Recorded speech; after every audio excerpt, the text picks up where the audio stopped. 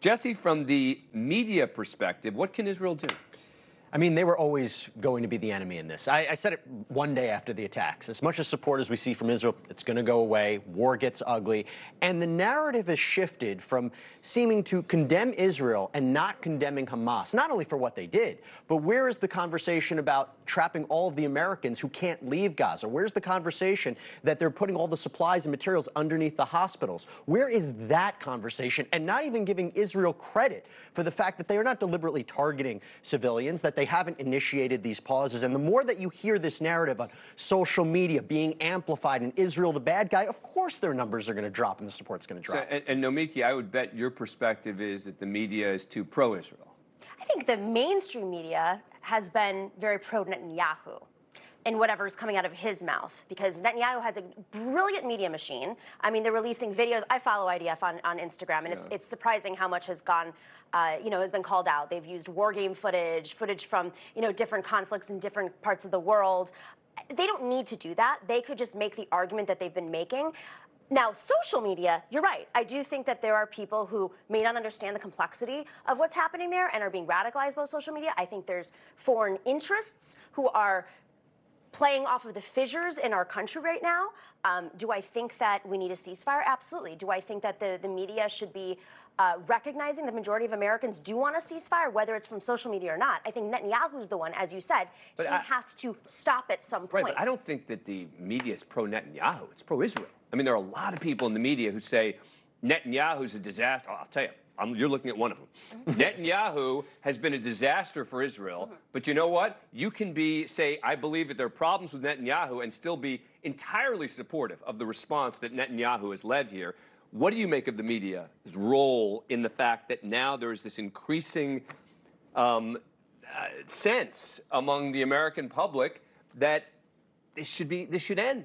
So I think the media is just too late. I think one of the reasons why you're seeing an anti-Israel reaction is because there has been an allowing of anti-Western sentiment for such a long time. What do you mean? And so I guess what I mean by that is, I guess you can kind of see it in the BLM rallies, where instead of it's right acts versus wrong acts, it is right to be a victim and oppressed, and it is wrong to be a victor, and therefore you are an oppressor. And I think when people see the world in that, but doesn't Donald Trump do the same thing?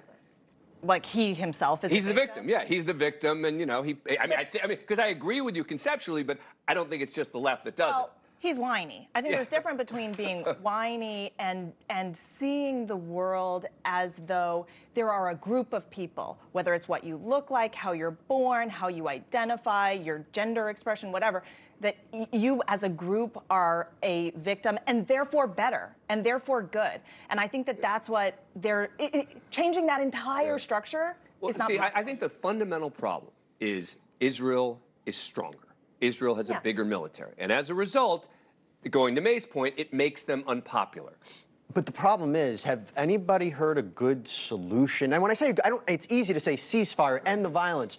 But when you have the other side saying they will continue to do this, what does that leave Israel with doing? So I hear all the chants, and I hear those on certain media outlets saying these are war crimes, this is genocide, this needs to stop. What is the solution? That I haven't heard. I think Netanyahu missed an opportunity. I mean, he rejected diplomacy. He rejects a ceasefire. Hamas rejects a ceasefire as well. They don't want a ceasefire. They want this war to go on and on forever. True.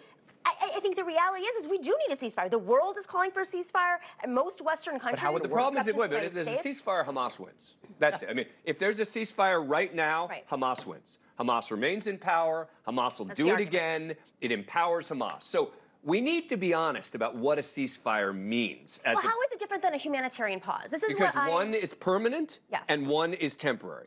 I think the difference is a humanitarian pause is basically saying, give it 4 hours, give it whatever it is, a day, but it doesn't allow Hamas to rearm.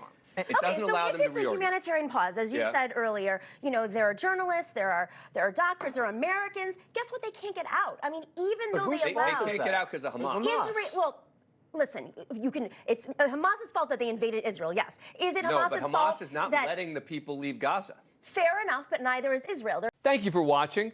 Go to newsnationnow.com to find NewsNation on your cable provider.